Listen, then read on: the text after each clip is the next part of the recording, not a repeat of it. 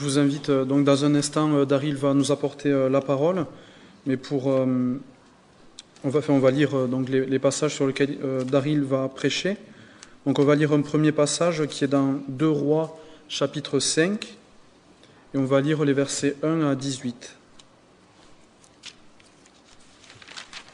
Donc 2 Rois chapitre 5, versets 1 à 18.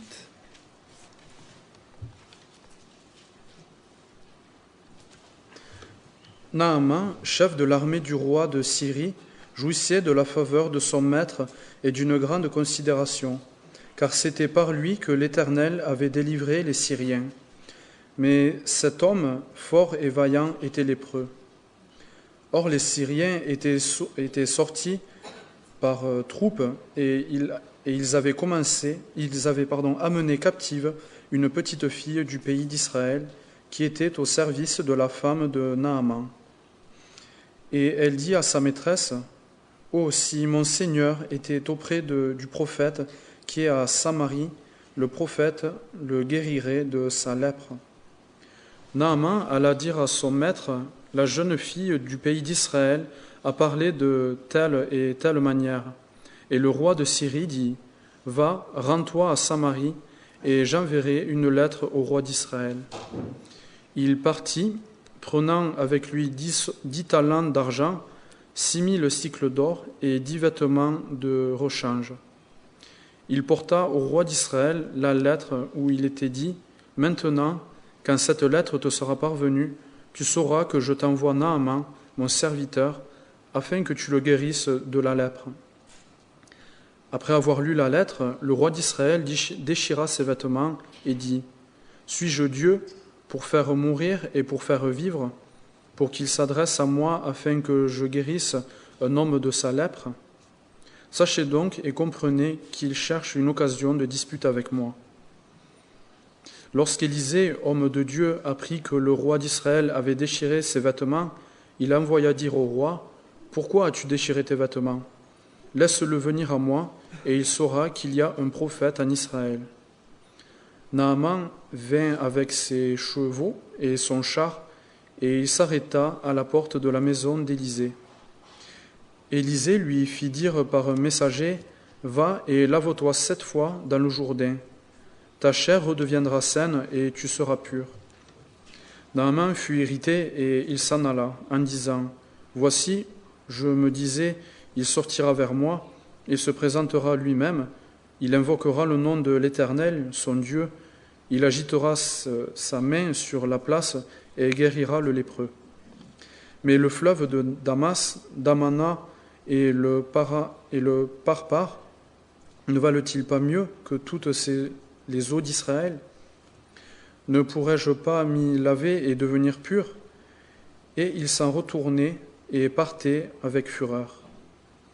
Mais ses serviteurs s'approchèrent pour lui parler, et ils dirent, « Mon père, si le prophète t'avait demandé quelque chose de difficile, ne l'aurais-tu pas fait? Combien plus dois-tu faire ce qu'il t'a dit? Lave-toi et tu seras pur. » Il descendit alors et se plongea 7 fois dans le Jourdain, selon la parole de l'homme de Dieu, et sa chair redevint comme la chair d'un jeune enfant, et il fut pur. Naaman retourna vers l'homme de Dieu avec toute sa suite. Lorsqu'il fut arrivé, il se présenta devant lui et dit, « Voici, je reconnais qu'il n'y a point de Dieu sur toute la terre, si ce n'est en Israël. Et maintenant, accepte, je te prie, un présent de la part de ton serviteur. » Élisée répondit, « L'Éternel, dont je suis le serviteur, est vivant. Je n'accepterai pas. » Naaman le pressa d'accepter, mais il refusa.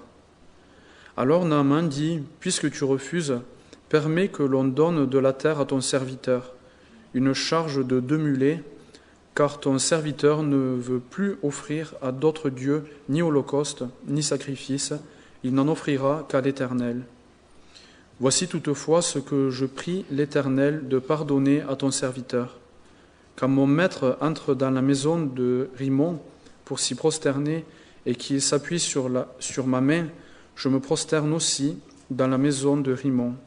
Veuille l'Éternel pardonner à ton serviteur lorsque je me prosternerai dans la maison de Rimmon.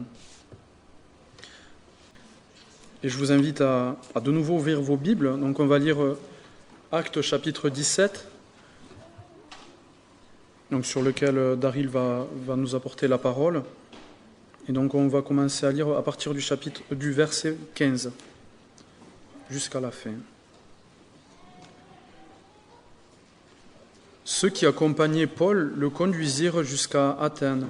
Puis ils s'en retournèrent, chargés de transmettre à Silas et à Timothée l'ordre de le rejoindre au plus tôt. Comme Paul les attendait à Athènes, il sentait au-dedans de lui son esprit s'irriter à la vue de cette ville pleine d'idoles. Il s'entretenait donc dans la synagogue avec les Juifs et les hommes craignant Dieu, et sur la place publique chaque jour avec ceux qu'il rencontrait. Quelques philosophes épicuriens et stoïciens se mirent à parler avec lui, et les uns disaient « Que veut dire ce discours ?» D'autres, l'entendant annoncer Jésus et la résurrection, disaient « Il semble qu'il annonce des divinités étrangères. » Alors ils le prirent et le menèrent à l'aéropage, en disant « Pourrions-nous savoir quelle est cette nouvelle doctrine que tu enseignes ? Car tu nous fais entendre des choses étranges. Nous voudrions donc savoir ce que cela peut être. » Or tous les Athéniens et les étrangers demeurant à Athènes ne passaient leur temps qu'à dire ou à écouter des nouvelles. Paul, debout au milieu de l'aéropage, dit « Hommes athéniens, je vous trouve à tout égard extrêmement religieux, car en parcourant votre ville et en considérant les objets de votre dévotion, j'ai même découvert un autel avec cette inscription « À un Dieu inconnu ». Ce que vous révérez sans le connaître, c'est ce que je vous annonce. Le Dieu qui a fait le monde et tout ce qui s'y trouve, étant le Seigneur du ciel et de la terre, n'habite point dans des temples faits de mains d'hommes. Il n'est point servi par des mains humaines, mais s'il avait besoin de quoi que ce soit, lui qui donne toute la vie, la respiration et toute chose. Il a fait que tous les hommes sortis d'un seul sang habitent sur toute la surface de la terre, ayant déterminé la durée des temps et les bornes de leur demeure. Il a voulu qu'ils cherchent le Seigneur et qu'ils s'efforcent de le trouver en tâtonnant, bien qu'il ne soit pas loin de chacun de nous. Car en lui, nous avons la vie, le mouvement et l'être. C'est ce qu'ont dit aussi quelques-uns de vos poètes. De lui, nous sommes la race. Ainsi donc, étant la race de Dieu, nous ne devons pas croire que la divinité soit semblable à de l'or, à de l'argent ou à de la pierre, sculptée par l'art et l'industrie de l'homme. Dieu, sans tenir compte des temps d'ignorance, annonce maintenant à tous les hommes et en tout lieu qu'ils ont à se repentir, parce qu'il a fixé un jour où il jugera le monde selon la justice, par l'homme qu'il a désigné, ce dont il a donné à tous une preuve certaine en le ressuscitant des morts. Lorsqu'ils entendirent parler de résurrection des morts, les uns se moquèrent, et les autres dirent « Nous t'entendrons là-dessus une autre fois. » Ainsi Paul se retira du milieu d'eux. Quelques-uns néanmoins s'attachèrent à lui et crurent. De Nice, l'aéropagite, une femme nommée Damaris et d'autres avec eux. Je vais maintenant laisser la place à Daryl qui va nous apporter le message. Alors, je vous propose de faire une petite pause aujourd'hui sur cette série qu'on avait commencée dans l'épître de Paul aux Romains, chapitre 9, sur la relation entre Dieu et le peuple d'Israël. Juste une petite pause parce que en ce moment je lis le livre des Actes et j'ai vraiment été touché par ce passage. Comment est-ce que Paul à Athènes se comporte, ce qu'il voit, ce qu'il fait, la manière dont il parle avec ses Athéniens. Je me suis dit c'est peut-être un encouragement pour nous dans notre manière de vivre notre foi au XXIe siècle. Juste l'explication d'un mot avant de commencer. Paul est dans Athènes et il y a des philosophes qui sont en face de lui. On nous dit que ce sont des épicuriens et des stoïciens qui se moquent de lui et qui disent qui est dans ce discoureur. Ce mot, c'est pas du tout un compliment, c'est vraiment une insulte. Le mot, littéralement en grec, c'est un mot qu'on utilise pour parler d'oiseaux qui picorent des graines. Que veut dire cet homme qui picore des idées à gauche, à droite et qui les recycle? Une manière de dire que tout ce que Paul raconte, c'est vraiment n'importe quoi. Voilà, donc je vous propose de réfléchir ce matin sur ce texte de Acte 17. Je vous invite à prier avant de commencer. Béni sois-tu, Seigneur, pour la grâce que tu nous donnes d'étudier ta parole. Nous te prions, Seigneur, toi qui es Dieu, qui es souverain sur toutes choses.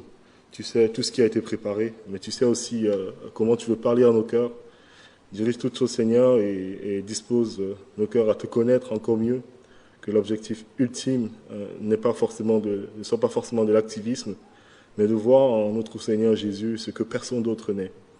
Que la gloire te revienne, notre Seigneur, dirige toutes choses, passe au-dessus de mes faiblesses, et que vraiment nous soyons richement encouragés dans cette vie de gracier que tu nous offres en Jésus. Amen.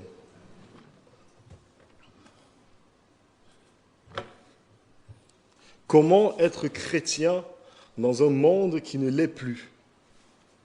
C'est vraiment une grande question. C'est une grande question, peut-être pas la question qu'on se pose tous les matins quand on se réveille, mais c'est une question à laquelle on est confronté dès qu'on allume la télévision, dès qu'on suit la radio. Si on passe quelques minutes à discuter avec les gens qui sont autour de nous, nos voisins, nos collègues, forcément nous sommes confrontés à cette question. Comment être chrétien dans une culture qui ne l'est plus? Une culture qui était chrétienne avant, mais qui ne l'est plus aujourd'hui. Est-ce qu'il faut combattre le monde moderne pour se réfugier derrière les murs de nos églises? Parce que quand même, avant c'était mieux, il y avait des valeurs. Ou est-ce qu'il faut voir l'Occident se cacher et voir l'Occident s'écrouler, comme les moines voyaient l'Empire romain s'écrouler à l'époque? Ou est-ce qu'à l'inverse, il faut assimiler notre culture, plutôt que de la condamner simplement? On se demande parfois, mais vraiment très concrètement, où est la frontière entre l'engagement dans le monde et le désengagement, entre l'acceptation de tout ce qui se passe dans notre culture et le rejet? Comment est-ce qu'on devrait se comporter en tant que chrétien face à tout ce qui se passe autour de nous? Jésus nous dit, nous devons être dans le monde sans être du monde. C'est une bonne punchline, mais comment comprendre tout ça? Ça veut dire quoi concrètement? Et c'est ce qu'on va voir, on va essayer de voir ce matin en observant donc Paul à Athènes, dans une culture complètement païenne. Et ce qu'on va voir, on va le voir en 4 points. D'abord, ce que Paul a vu à Athènes, ce que Paul a ressenti à Athènes, ce que Paul a fait et ce que Paul a dit, en 4 points qu'on verra ce matin. Donc, ce qu'il a vu, ce qu'il a ressenti, ce qu'il a fait et ce qu'il a dit à Athènes. Ça devrait nous aider un tout petit peu, je pense, dans notre vie personnelle. Premièrement, ce que Paul a vu à Athènes, lorsqu'il arrive dans cette ville. C'est le verset 16. Il nous est dit, Paul a vu une ville vouée aux idoles. Quand Paul les attendait à Athènes, il sentait au-dedans de lui son esprit s'irriter à la vue de cette ville pleine d'idoles. Qu'est-ce que Paul est en train de faire? Je ne sais pas si vous avez suivi la lecture. Voilà Paul donc, qui arrive à Athènes. Vous l'aurez compris, il est en train d'attendre Silas et Timothée qui doivent le rejoindre. Que fait-il alors? Plutôt que de faire le tourisme, de visiter le Parthénon qui existe encore aujourd'hui à Athènes, qui existait déjà, ça faisait 500 ans déjà que ça existait à l'époque de Paul. C'était une ville magnifique. Il aurait pu aller faire du tourisme. Mais qu'est-ce qu'on nous dit au verset 17? Chaque jour, il s'entretenait dans la synagogue avec les Juifs, avec les hommes craignant Dieu, et sur la place publique, chaque jour avec ceux qu'il rencontrait. Autrement dit, il ne se rend pas juste là où il y a des croyants ou des gens qui croient en Dieu dans la synagogue, dont l'équivalent serait l'église moderne aujourd'hui. Il ne va pas seulement où il y a des chrétiens, mais il va sur la place publique. Il va sur la place publique. Alors, le problème qu'on a aujourd'hui avec ce mot place publique, c'est qu'il n'existe presque pas d'équivalent moderne. Ce que c'était la place publique dans l'Empire romain, c'est ce qu'on appelait l'agora. L'agora. Qu'est-ce que c'était l'agora d'Athènes? Par exemple, c'est là-bas que Paul se rend. Un commentateur nous dit que l'agora, sur cette place, sur l'agora, vous trouviez des temples, des tribunaux, des bureaux de la fonction publique, des librairies, des salles de concert, des gymnases, des théâtres, des galeries d'art. En bref, qu'est-ce que vous allez trouver sur l'agora? Tout le monde. Tout le monde. On pouvait trouver tout le monde sur l'agora. Réfléchissez, il n'y avait pas de technologie. Il n'y avait pas d'Internet. Si vous vouliez avoir les nouvelles du monde, vous n'avez pas la presse qui arrivait chez vous ou bien juste vous connecter sur Internet. Il fallait aller sur l'agora. C'est là que les nouvelles s'échangeaient. C'est sur l'agora qu'on pouvait acheter, qu'on pouvait vendre. Si vous vouliez passer un marché, il fallait être sur l'agora. Sur cette place, vous aviez le maire qui débattait. Vous aviez les musiciens qui jouaient de la musique, vous aviez des philosophes qui discutaient, tout avait lieu là, sur l'agora. C'était l'espace public, la place publique. Et c'est là que Paul se rend, sans dissimuler sa foi. Ses convictions religieuses, sa foi, Paul les fait entrer dans l'espace public. Et ça, aujourd'hui en France, s'il y a bien quelque chose qu'on vous demande de ne surtout pas faire, c'est ça. Faire rentrer vos convictions religieuses dans l'espace public. Tout le monde, ou presque, de votre voisin au ministre, je ne sais pas si vous écoutez parfois les discours, c'est vraiment ça. Tout le monde a cette idée que la religion, votre foi, c'est quelque chose qui doit rester dans la vie privée. Ça appartient à votre vie privée. Ça te fait du bien, tu peux croire ce que tu veux. Si ça te rend heureux, tu peux avoir les convictions que tu veux. Mais ne t'avise surtout pas de faire rentrer ces convictions dans l'espace public. Or, ce n'est pas ce qu'on voit ici. Ce n'est pas ce qu'on voit ici et ce n'est pas du tout ce que la Bible enseigne. Est-ce que vous vous souvenez du Proverbe chapitre 1 ? Où on nous parle de la sagesse, de la vérité de Dieu, de l'évangile, la sagesse de Dieu. Proverbe 1 nous dit, la sagesse chuchote dans les maisons, murmure dans la sphère privée. Est-ce que c'est ce qu'on lit? Non! La sagesse crie dans les rues, elle élève sa voix dans les places publiques, elle crie à l'entrée des lieux bruyants, à l'entrée des portes de la ville, là où le maximum de personnes passent.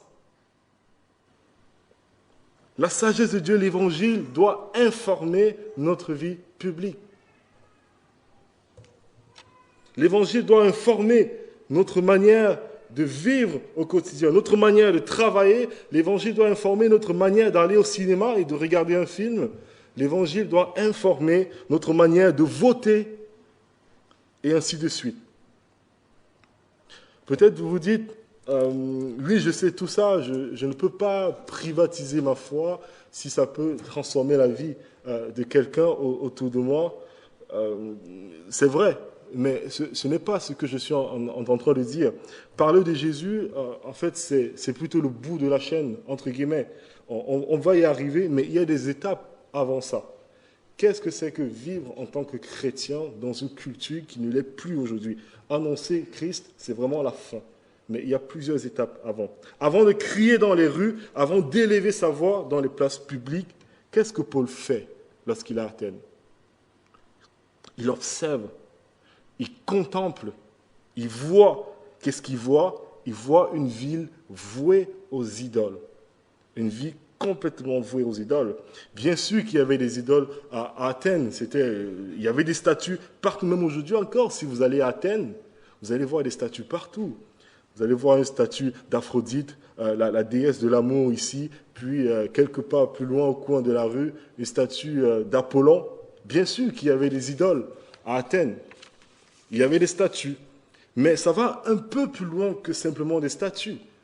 Parce que le verbe qui est utilisé ici, voir, a le sens plutôt d'observer, de regarder au-delà de l'apparence. Et là, on a une clé pour être chrétien dans une culture qui ne l'est plus aujourd'hui. Notre premier engagement dans l'espace public, c'est de démasquer toutes les idoles modernes. Voilà la première chose lorsqu'on vit dans une culture qui n'est pas chrétienne, de démasquer toutes les idoles modernes. Paul a observé que derrière toute œuvre artistique, derrière tout gouvernement, derrière toute philosophie, il y a des idoles. Qu'une chose qui est bonne, comme l'amour, comme l'argent, le succès ou la santé, que toutes ces choses qui sont bonnes en elles-mêmes peuvent devenir mauvaises. Ça devient quelque chose d'ultime dans nos vies.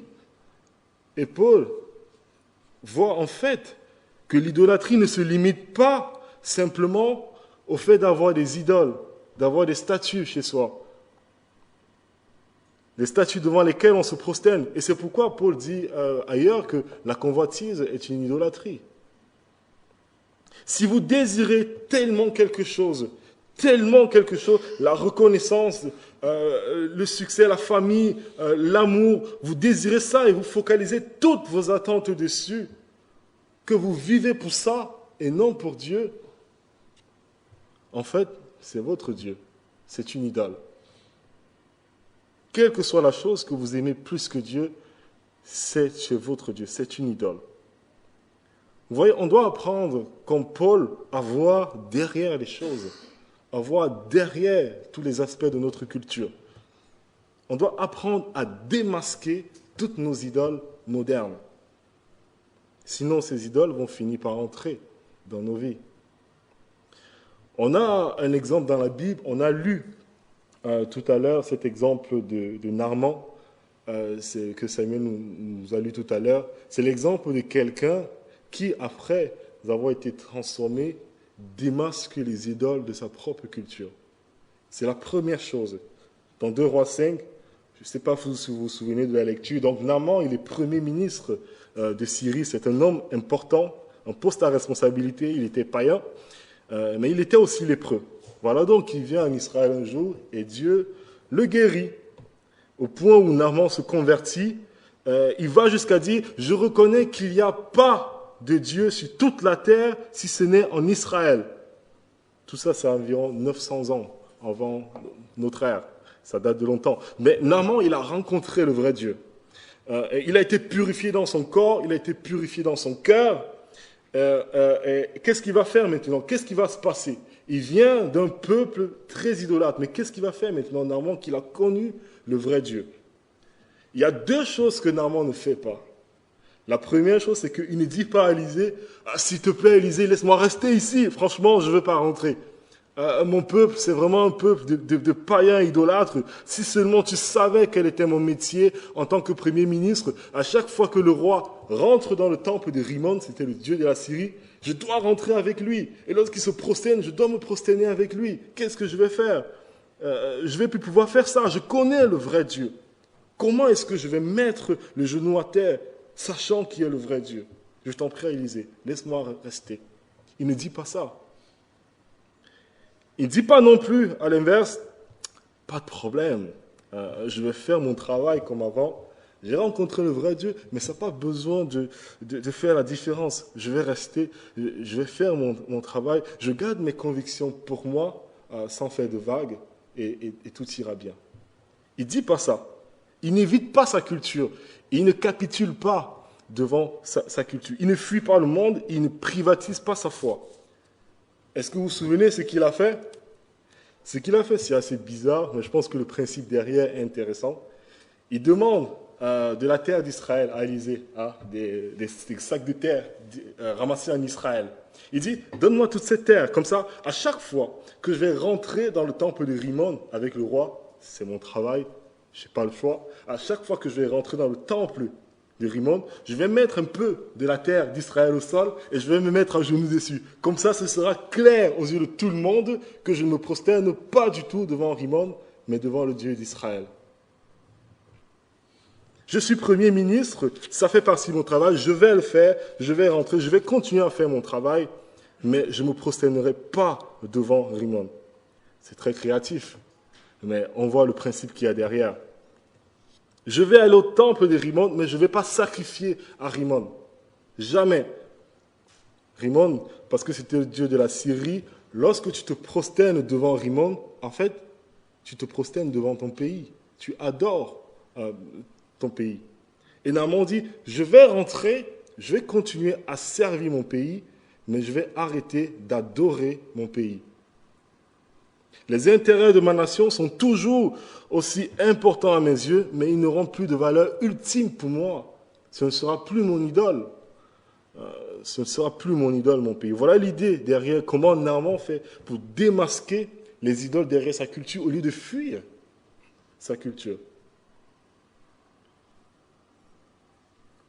Démasquer nos idoles. Prenons un exemple un peu plus moderne dans la vie de tous les jours. On a parlé tout à l'heure de films et de cinéma. Parfois, lorsqu'on regarde la télé, on est souvent un peu confronté à des programmes qui montrent un degré d'immoralité. Parfois, c'est juste laid. Et parfois, ce n'est pas forcément des choses immorales. Parfois, c'est juste des choses qui sont mises en valeur, comme l'argent dans beaucoup de films maintenant, le succès, ou bien l'amour à tout prix, trouver le prince charmant, des choses qui sont mises en valeur. En fait, on ne se rend pas compte de ce qui est derrière. Et parfois, on entend dans les milieux chrétiens, est-ce qu'on peut encore aller au cinéma, regarder des films? C'est souvent des questions qu'on se pose. Et il y a des chrétiens, et j'en connais beaucoup, qui disent souvent que je regarde des films seulement qui ont de bonnes valeurs chrétiennes. Mais le problème avec ça, c'est que si vous faites ça, vous n'allez jamais rien regarder du tout. Parce qu'on vit dans une culture qui n'est plus chrétienne. On vit dans un monde qui n'est plus chrétien. Et vous n'allez jamais rien montrer à vos enfants. Jamais. Paul n'a pas attendu que toutes les idoles soient abattues à Athènes avant d'aller sur la place publique. Il est allé sans baisser sa garde. Il a observé, il a vu derrière ce qui se cache derrière. Parents, est-ce que vous montrez des films à vos enfants dans le sens où vous les asseyez devant la télévision et vous partez? Ou est-ce que vous vous asseyez avec eux pour voir ce qui est derrière, pour voir l'idéologie qu'il leur a transmise? C'est quoi les idoles qui sont derrière ce qu'ils regardent? Et puis discuter avec eux. C'est ça que ça veut dire concrètement, voir derrière les idoles cachées derrière notre culture. Donc Paul arrive à Athènes et la première chose qu'il voit, il observe, il regarde derrière, il voit ce qui se cache derrière cette ville. C'était une ville vouée aux idoles. Deuxièmement, ce que Paul a ressenti à Athènes.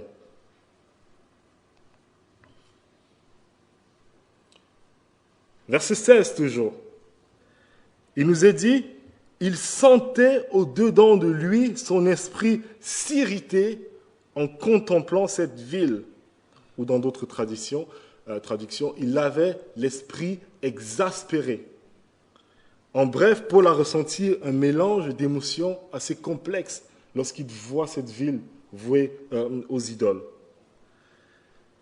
John Stott, c'est un pasteur anglais qui commente dans ce passage et il dit ceci, qui est intéressant pour notre réflexion. Il dit, la raison pour laquelle nous ne parlons pas comme Paul, c'est parce que nous ne ressentons pas ce que Paul a ressenti à Athènes. La raison pour laquelle nous ne parlons pas comme Paul, c'est parce que nous ne ressentons pas ce que Paul a ressenti. Autrement dit, nous devons ressentir ce que Paul a ressenti à Athènes pour pouvoir vraiment être engagés dans le monde d'une manière efficace. On ne peut pas rester dans l'indifférence à la vue de tout ce qui se passe dans notre culture. Alors, quelles sont ces émotions que Paul a ressenties à Athènes? Qu'est-ce qu'il a ressenti au-dedans de lui? Comment comprendre ce mot? Le problème, c'est que ce mot est assez difficile à traduire. Dans vos traductions, c'est exaspéré, irrité, bouleversé dans son âme. Beaucoup de personnes pensent que Paul était juste en colère. Je ne pense pas que ce soit tout à fait exact. En fait, le mot dont il est question ici est généralement utilisé dans l'Ancien Testament pour faire référence à ce que Dieu ressent lorsque son peuple est dans l'idolâtrie. Je vais vous lire un exemple dans Ésaïe 65. Ésaïe 65, on lit ceci. « J'ai tendu mes mains tous les jours vers un peuple rebelle qui marche dans une voie mauvaise au gré de ses pensées, vers un peuple qui ne cesse de m'irriter en face, qui ne cesse de me provoquer en face, dans certaines versions, et en anglais aussi. Pourquoi? Sacrifiant dans les jardins l'idolâtrie et brûlant de l'encens sur les briques. La raison pour laquelle je suis provoqué, dit le Seigneur, c'est parce qu'ils font des sacrifices à des faux dieux. Il est irrité en face. Je suis un Dieu jaloux, dit le Seigneur. Tu ne te prosterneras pas devant de faux dieux, parce que l'Éternel est un Dieu jaloux. On est toujours un peu gêné lorsqu'on parle de jalousie de Dieu. Je peux comprendre, parce qu'à chaque fois que nous, on parle de jalousie, ce mot a le sens d'envier quelqu'un qui a quelque chose que nous, on n'a pas. En général, c'est ça. Je suis jaloux parce qu'il a une belle voiture, ou bien je suis jaloux parce qu'il a une belle maison. Je suis jaloux de la beauté de quelqu'un, c'est un péché. C'est un péché dans la Bible. Mais Dieu n'est pas envieux. Dieu n'est pas envieux de quelqu'un qui a quelque chose dont il aurait besoin et qu'il n'a pas. Ce n'est pas ce que ça veut dire. Cette jalousie de Dieu ici est différente. Si on veut un exemple assez humain, c'est ce que ressent, par exemple, une femme lorsqu'elle apprend que son mari flirte avec une autre femme. C'est son droit d'être jalouse. Son mari lui appartient à cause de l'alliance du mariage. C'est une relation exclusive. Et de même, la louange, l'honneur, l'adoration appartiennent à Dieu seul, parce qu'il est le seul qui en est digne. Et c'est pourquoi Dieu a toutes les raisons d'être jaloux lorsqu'on prend l'honneur, la louange, l'adoration qui lui est due, on le donne à une créature ou à quelque chose d'abstrait. On le donne à des idoles qui ne sont rien alors qu'il a tout fait. Dieu est un Dieu jaloux. Peut-être ce matin, vous vous reconnaissez pas comme chrétien du tout et vous vous dites « Ah, c'est trop demandé. Il faut absolument que je vienne à Dieu parce qu'il est un Dieu jaloux. » Et vous ne comprenez peut-être pas pourquoi. Vous estimez que vous êtes libre de faire ce que vous voulez, vous êtes votre propre Dieu. Réfléchissez une seconde avec moi. Dieu, il a fait toutes choses, la Bible nous dit. Il a tout fait. Il a fait l'être humain à son image, à sa ressemblance. C'est pourquoi nous sommes au-dessus de toutes les autres espèces dans la création. Il a fait la nature. Il a fait l'univers, mais tellement parfaite que la Terre soit bien positionnée, qu'elle soit bien positionnée dans sa rotation autour d'elle-même, dans sa révolution autour du Soleil, de manière à ce qu'on ait le jour et la nuit qui s'alternent, de manière à ce qu'on ait les 4 saisons. C'est lui qui a fait chaque cellule de ton corps, qui a façonné chaque neurone de ton cerveau. Cette réflexion que tu peux avoir en ce moment est possible parce que lui, il le veut. Tes poumons inspirent et expirent chaque seconde sans que tu ne saches comment et pourquoi. Ton cœur pompe et fait circuler le sang dans tous les autres organes. Chaque jour, tu dors et tu te réveilles de manière automatique sans savoir comment et pourquoi. C'est de lui que vient la vie, le mouvement et l'être, comme Paul va le dire tout à l'heure dans son discours. Imaginez tout ça. Mais au lieu de se tourner vers lui et dire « Tu mérites toute ma reconnaissance, toute ma louange, tu as fait toutes choses », qu'est-ce que nous faisons? Nous vivons comme s'il n'existait pas, comme s'il n'avait jamais parlé.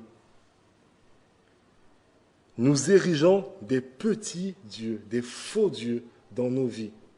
Et nous donnons à ces faux dieux toute l'honneur, toute la louange, toute la gloire qui est due à Dieu, nous leur donnons.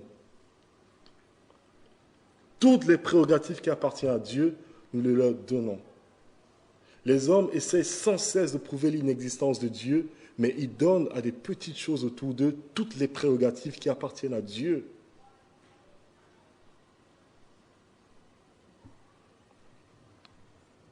Tous vos sacrifices, tout votre temps, toute votre attention, vous le consacrez à ces petits dieux qui ne sont rien.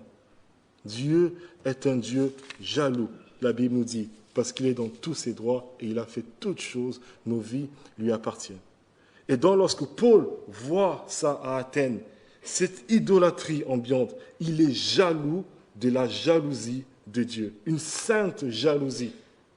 Sommes-nous bouleversés par l'idolâtrie ambiante en tant que chrétiens? John Stott, ce pasteur anglais, il ajoute ceci. Il dit, « Nous ne parlons pas comme Paul a parlé parce que nous ne ressentons pas ce que Paul a ressenti. Nous prions constamment que ton nom soit sanctifié sans vraiment savoir ce que nous disons et sans nous inquiéter que son nom soit largement déshonoré. » Paul a vu les choses de la manière dont Dieu les voit. Voilà un homme comme le Seigneur Jésus, quand il voyait les foules s'égarer comme des brebis perdues sans berger, était ému de compassion, pris par les tripes. Qu'en est-il de nous? Je ne sais pas si vous suivez un peu l'actualité, les nouvelles. Donc, il y a un débat en ce moment, sur les plateaux télé, un débat parce qu'il y a un nouveau mot qui a été ajouté dans le dictionnaire. C'est le pronom personnel IL. I-E-L. C'est la contraction du il et du elle.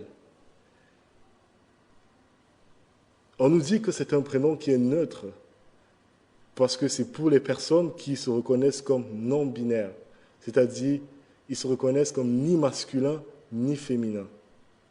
Et il y a un débat en ce moment. Certains sont pour, parce que, voilà, les libertés, on est libre de faire ce qu'on veut. D'autres sont contre, parce qu'on trouve que la langue française est instrumentalisée pour imposer une idéologie. Nos enfants vont utiliser ces dictionnaires. Ils n'auront pas le choix. Ils n'auront pas le choix d'accepter ou de refuser. Mais il y a une idéologie derrière. Quand vous voyez ça, quand vous voyez tout ça dans les médias, parce qu'il y en a des débats comme ça tout le temps, qu'est-ce que vous ressentez au-dedans de vous? Qu'est-ce que vous ressentez? Est-ce que vous êtes indifférent? Ça ne vous dit rien? Ou est-ce que vous avez peut-être une sorte d'indignation pieuse? Oh, tout va à la dérive, c'était pas comme ça avant. Ou bien, est-ce que vous avez vraiment une sainte jalousie pour la gloire de Dieu qui est tout simplement bafouée dans notre pays? Et puis une vraie compassion pour ces gens qui se perdent et qui ont besoin de la grâce de Dieu, qui ont besoin que Dieu se révèle à eux. Paul a vu des idoles, Paul a ressenti une sainte jalousie. Et troisièmement, ce que Paul a fait à Athènes. Qu'est-ce que Paul a fait à Athènes après avoir vu ça? Il a vu des idoles, il a ressenti une sainte jalousie et il est parti en courant. C'est ce qu'on lit, verset 17. Il s'entretenait donc dans la synagogue avec les Juifs et les hommes craignant Dieu sur la place publique chaque jour avec ceux qu'il rencontrait. Littéralement, il raisonnait avec eux. Il raisonnait avec eux. Il n'est pas venu dans l'espace public pour prêcher l'évangile en 5 points, tac, tac, tac, je te balance ça sur le visage et tu fais ce que tu veux avec. Paul n'a pas fait ça. Il s'est entretenu avec les gens, il a raisonné avec eux, et c'est un point assez important, parce que le message de l'évangile, c'est un message qui est très simple. C'est le plus simple de tous les messages. S'il faut le résumer en 2 mots, ce serait tout simplement Christ crucifié, comme Paul le dit dans sa lettre aux Corinthiens. Christ crucifié. C'est-à-dire, Dieu a tant aimé le monde, comme dit Jean, Dieu a tant aimé le monde qu'il a donné son Fils unique, afin que quiconque croit en lui ne périsse pas, mais qu'il ait la vie éternelle. On peut être réconcilié avec Dieu à travers la mort de Christ. C'est un message assez simple. Mais dans un monde païen, comme celui de Paul, ou bien dans un monde qui n'est plus du tout chrétien comme le nôtre, pour que les gens comprennent ça, Christ crucifié, parfois il faut commencer loin, et même très, très, très, très, très loin, pour que les gens comprennent ce simple message. Des questions simples. Qui est Dieu ? De quel Dieu est-ce qu'on parle ? Les gens ont dans l'esprit quelqu'un qu'on appelle le bon Dieu, souvent en France, qui est une sorte de vieux papy un peu faible, qui n'arrive pas à faire son travail, qui est de rendre les hommes le plus heureux possible, parce que les hommes sont les vrais dieux et lui, il est le serviteur. Voilà comment on voit Dieu en France. Si seulement ils savaient qui était ce Dieu qui est comme un feu dévorant, qui a fait toutes choses, qui tient la création par ses mains, s'il lâche une seule seconde, il n'y a plus rien. S'ils le savaient. Des questions assez simples. Qu'est-ce que le mal ? Qu'est-ce que le bien ? Tout est devenu relatif. Qu'est-ce que la justice ? Qu'est-ce que la justice ? C'est tellement relatif aujourd'hui. Est-ce que la vie a un sens ? Et ce n'est qu'après tout ça, seulement que la mort de Jésus aura un sens pour eux. Vous l'avez déjà peut-être vécu, et peut-être lorsque vous discutez avec des gens, vous aurez beau dire tout ce que vous voulez, il y a un décalage. On a l'impression de faire un dialogue dessous, ou peut-être vous aussi, quand vous ne connaissez pas encore le Seigneur, avant qu'il ne vienne vous sortir de la boue du péché, peut-être vous, c'était le cas, vous ne comprenez pas vraiment pourquoi est-ce qu'il doit y avoir une mort sur une croix et tout. C'est tellement compliqué pour les gens. Pourtant, c'est un message très simple. Autrement dit, pour prêcher Christ crucifié dans une culture qui n'est plus du tout chrétienne, nous devons faire ce que Paul a fait ici. S'entretenir, raisonner avec les gens, comprendre ce que les gens croient. Et ensuite, on va parler. Ce sera le dernier point, ce que Paul a dit à Athènes. J'espère que je ne vous ai pas noyé du tout. Je me rends compte qu'il y a peut-être beaucoup d'informations. J'espère que vous arrivez quand même à suivre. Donc Paul, il arrive à Athènes, il voit une ville qui est vouée aux idoles. Il ressent en lui une sainte jalousie. Il voit cette ville qui est perdue loin de Dieu. Il s'entretient pour comprendre la culture, pour comprendre ce que les gens croient, pour voir où ils en sont. Et qu'est-ce qu'il fait pour finir ? Ce que Paul a dit à Athènes. Ce sera le dernier point. Finalement, donc, Paul est conduit à l'aéropage parce que ce qu'il dit dérange les gens. L'aéropage, c'était le conseil de la ville, ce n'est pas un lieu, c'est vraiment un conseil. Dans l'aéropage, on avait des hauts fonctionnaires, on avait des intellectuels, il y avait sans doute les philosophes épicuriens et stoïciens qui nous sont cités dans le texte, avec qui Paul parlait sur l'agora. Bref, c'était le conseil de la ville. Et Paul est debout au milieu d'eux pour s'expliquer. Et c'est assez intéressant de voir ce que Paul dit, sachant qui sont ces personnes. C'était les intellectuels de l'époque. Et Paul s'adresse à eux, qui sont le public. Donc, on nous dit qu'il y avait des épicuriens, des philosophes épicuriens. C'est qui, les épicuriens ? Vous avez peut-être entendu ce mot déjà. Il y en a plein qui écrivent des livres. Je ne vais pas citer les noms, parce que voilà. Mais il y en a plein qui écrivent des livres aujourd'hui qui se réclament comme philosophes épicuriens. On pourrait dire que c'est des athées pratiquants, des athées engagés.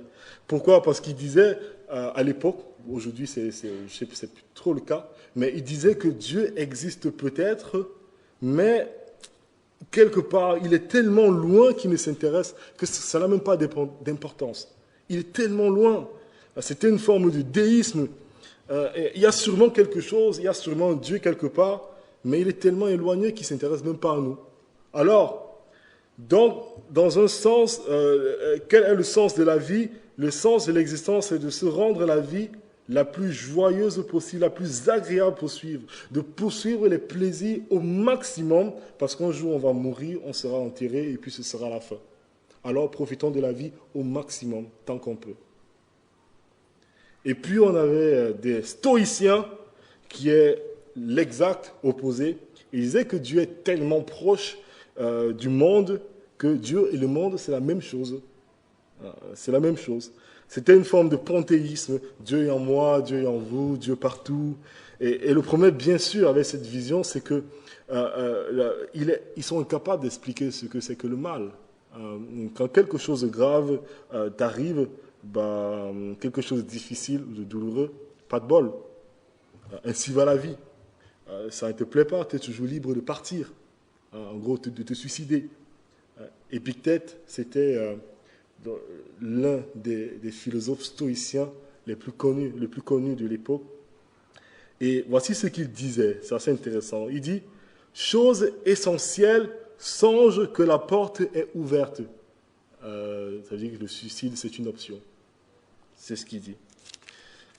Il dit, « Ne sois pas plus lâche que les enfants quand le jeu ne leur plaît pas. Les enfants disent, je ne jouerai plus.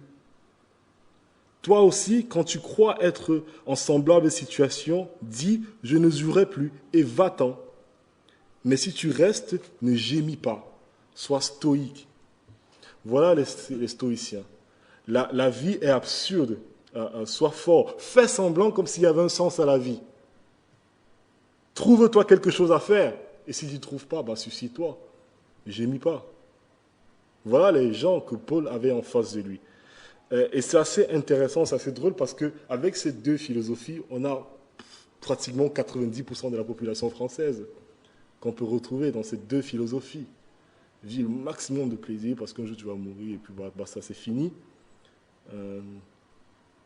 Ou bien on ne comprend pas le monde, de toutes les manières, la création c'est le monde, tout ce qu'on voit, l'univers et tout, c'est Dieu, il n'y a pas d'autre Dieu à chercher. Le mal, on ne peut pas l'expliquer, c'est trop difficile, suicide-toi. Voilà 90% de la population française. Pour dire qu'il n'y a rien de nouveau sous le soleil. Rien de nouveau sous le soleil. Et qu'est-ce que Paul leur dit alors, quand il leur parle de l'évangile? Il s'adapte à eux. Un évangile sur mesure. Premièrement, il leur parle de la création de Dieu. Il leur parle de la création de Dieu. Verset 24. Dieu a créé le monde et tout ce qui s'y trouve. Donc Dieu n'habite pas dans les temples faits par les mains des hommes. Autrement dit, mes amis philosophes, Dieu n'est pas si loin qu'il n'intervient pas dans la création.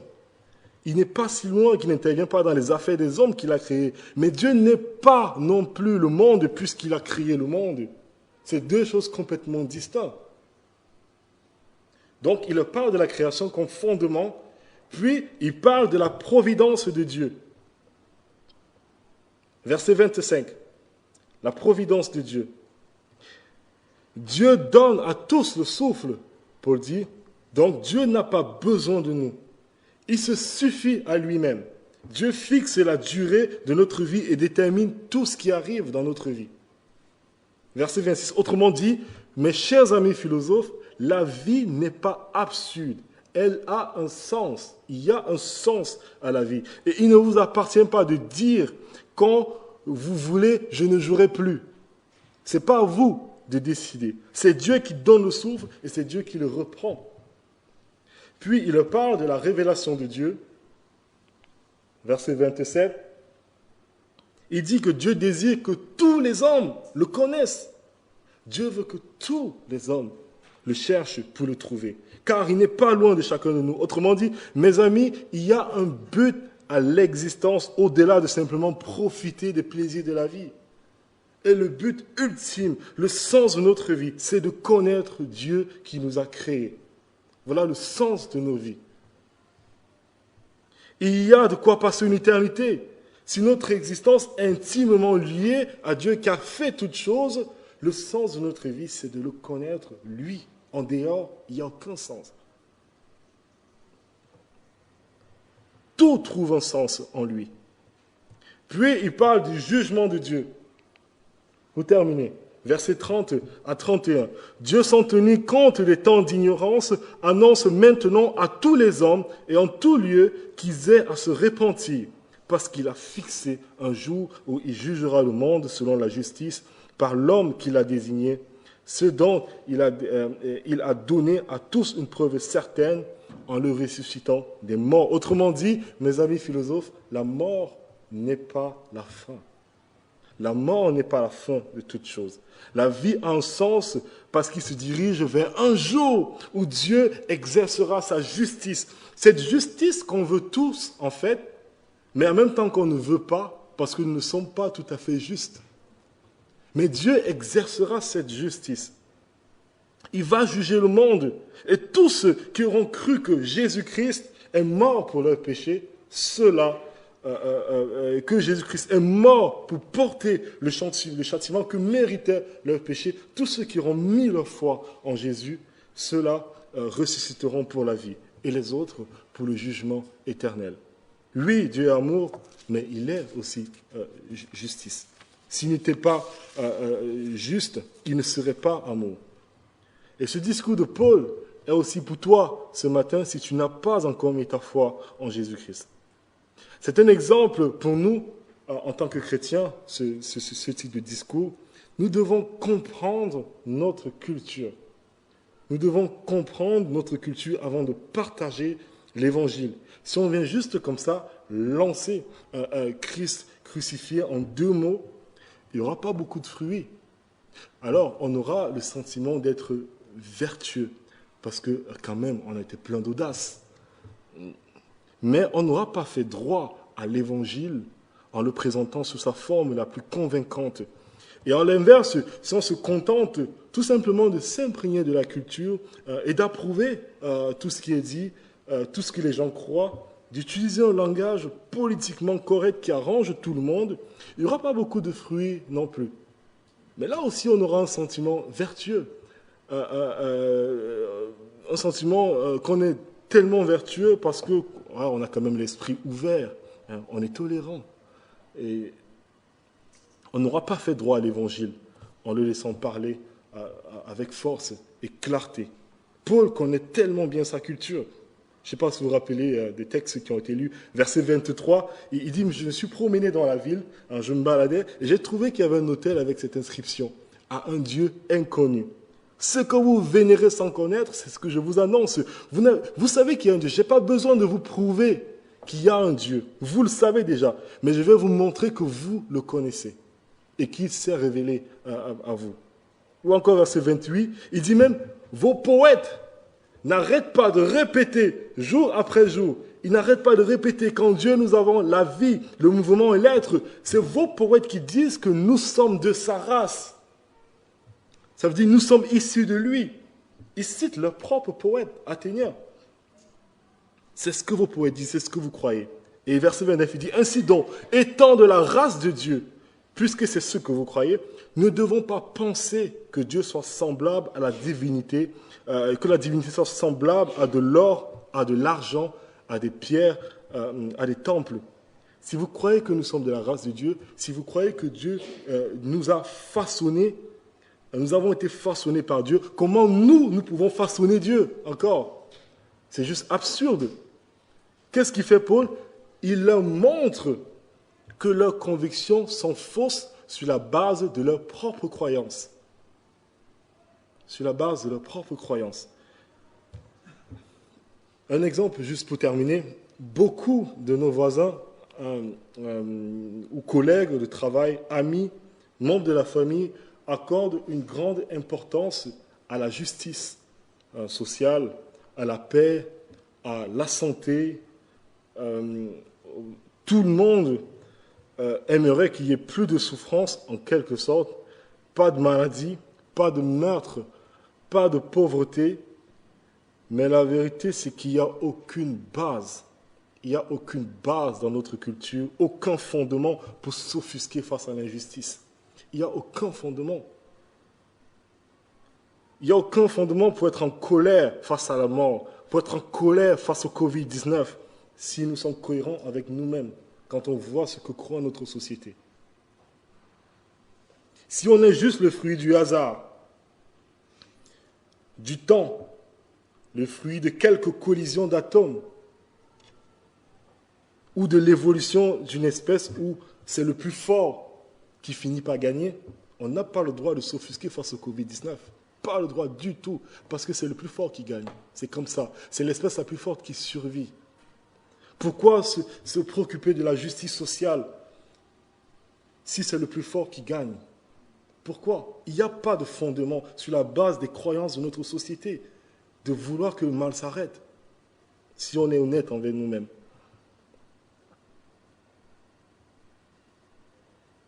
Pourquoi est-ce que je me plains? Pourquoi est-ce que le monde devrait être différent? Mais ce mal-être des hommes aujourd'hui est la preuve que nous avons été créés par un Dieu parfait et que cette vie a un sens. Cette vie a un sens.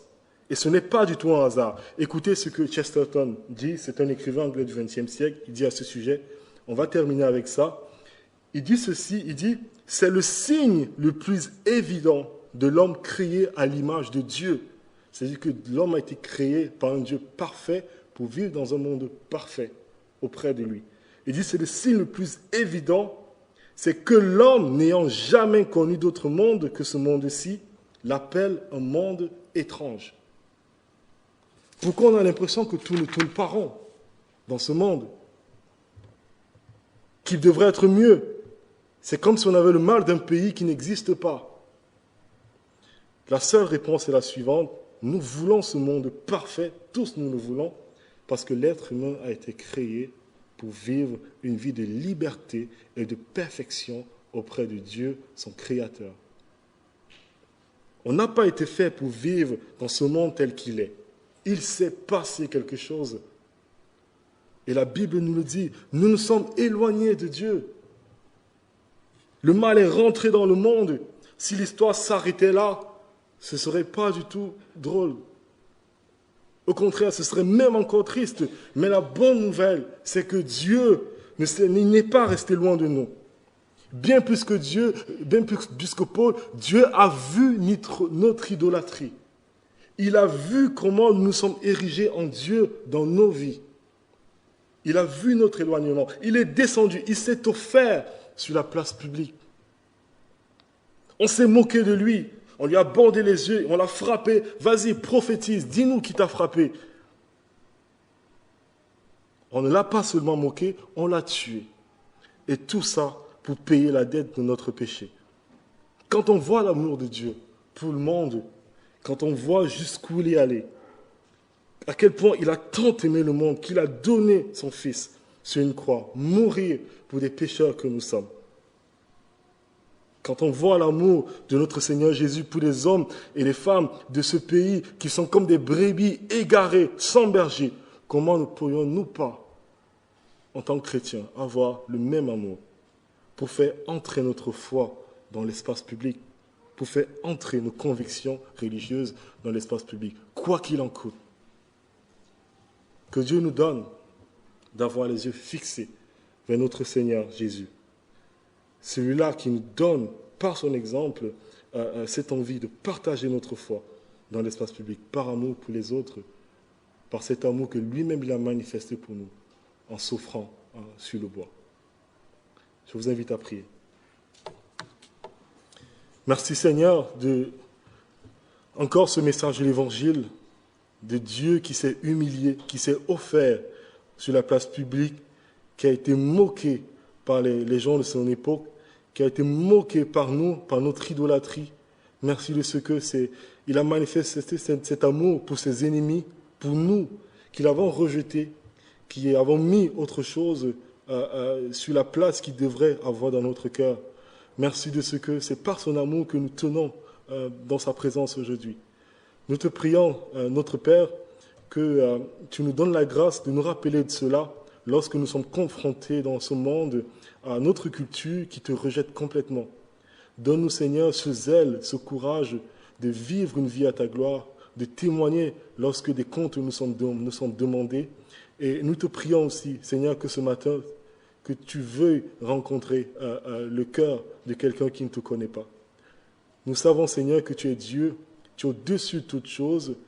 Tu n'as pas besoin de t'expliquer de quoi que ce soit, mais merci de ce que tu as disposé nos cœurs à réaliser que tu es Dieu et que nous ne sommes rien devant toi. Tu as pris la place que tu mérites dans nos vies. Et nous te prions, Dieu, de nous donner vraiment un cœur rempli d'amour et de compassion pour les citoyens, hommes et femmes de ce pays qui sont complètement éloignés de toi. Que la gloire te revienne. Au nom de Jésus-Christ. Amen. Je vous invite à chanter un chant pour terminer, Te connaître, Jésus, qui est vraiment le sens de notre vie dans ce monde. Connaître notre Dieu à travers notre Seigneur Jésus-Christ. On ne peut pas voir Dieu et vivre, mais en Christ, nous pouvons voir qui il est. Nous pouvons voir toute l'étendue de sa gloire, l'étendue de son amour et de sa puissance pour sauver le pécheur. Je vous invite à vous lever et chanter.